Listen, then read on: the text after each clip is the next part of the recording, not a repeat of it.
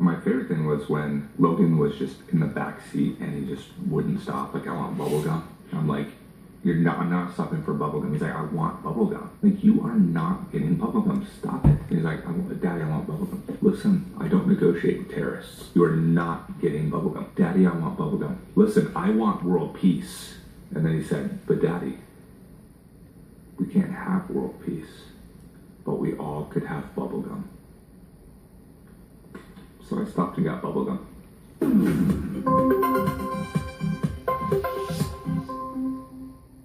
Hello, adventurer. Well, you know what? It is easy to get overwhelmed with technology. I mean, all the buttons, tools, the tips and the tricks, it just gets to be insane. I mean, it's really sometimes too much. We feel like we have to keep up with it. Well, you know what? I want to give you permission to not have to try to keep up with it, because it's not about you knowing every tool and every button. That just can be way, way too much.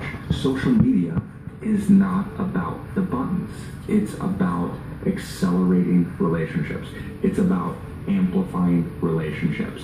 You know, somebody told me that, man, I'm really bad at social media. You know what? They weren't bad at social media. In fact, they would be really great at it because they're a really good friend. They just didn't know where some of the buttons are. You see, the buttons, that's the easiest part. And the whole entire world right now is focused in on just the button. They're looking at the wrong thing. And it's about the relationship. If you go to the bookstore, here's the Dummy's Guide to This, which, by the way, how would they write a book on social media? No, or like in school. By the time it goes through like a curriculum committee, it's already outdated. By the time they would print the book, it's outdated. Like, that's what's just crazy to me. So why would you go to the bookstore to buy a book on what? Everything's about the tutorials. It's focusing on the wrong thing.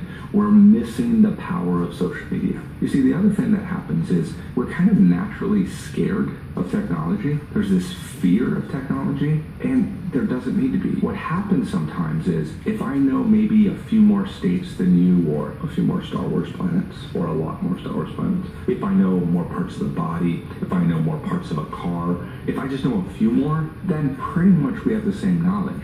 But the only place in the entire world that does this is with technology. If I know a few more buttons, then I'm called a genius, and you call yourself an idiot. And it's just not true. Sometimes we go through and say, well, like my kids, like they get it, but I'm older. And you know what? That's to your advantage. You see, you think if you're a little bit older that you're at a disadvantage, when in social media, you're actually at the advantage. If you think it's about they know more buttons, well, you know what? Here's a little secret. They hardly know many more buttons than you. They don't know what that button over there in the corner is. They hardly know much more than you. You just admit it, and they keep it quiet. You see, you're actually at the advantage because you have more years of relationship. You have more experience. And I know that all of this can be overwhelming. And when it gets overwhelming, we sometimes think, oh, okay, well, I need to organize more. I need to power. I need to control. You know what? It's not about that. You actually need to free yourself. You need to give yourself permission to make some mistakes and try some things. You know what you need to do? You need to play again. The best way to learn, when you look at little kids, they learn and they're so creative, and then sometimes we put them in school and we say, stop playing, it's time to learn. That's not how we were built. We were built to explore and be curious and to play, and I give you permission to mess up something. So don't try to control, don't try to organize. You actually need to free yourself. You see, what we want to do is we think, oh, we got to manage it. We don't need to manage it. We need to mentor it. Initially, technology, initially the web, it was about information. And so you had what? You had Infernet. What's an Infernet? I just plugged in the Infernet. Infernet. What was I? So information is amazing, and we have all this information, and now we need managers, and we need IT, and we need processes and flowcharts. But see, something beautiful happened. It became too much information. And so we needed now relationships. You see, you don't need more information.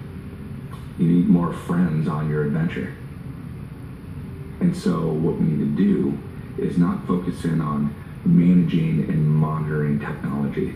We need to mentor, and we need to curate those relationships.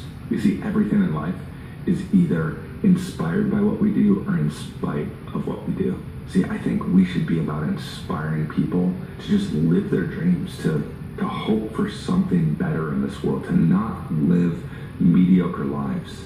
You see, people say things like, it's lonely at the top. We know it's only lonely at the top if we don't bring anybody with us. So here's what I want you to do. Things get so busy, so chaotic, it's easy to lose our focus. So I want you to pick 3 people. You don't have to do it publicly. It can be, but I want you to use social media. And it can be a private message, or it can be public, and you can tag them in that. But I want you to pick 3 people, and I want you to be thoughtful and intentional, make it a priority, and I want you to tell them how they've impacted your adventure, or just how you're really excited that our best days are ahead and that you can't wait to share the adventures with them. You see, don't be too busy to stop and bring people with your adventure, because it begins right now.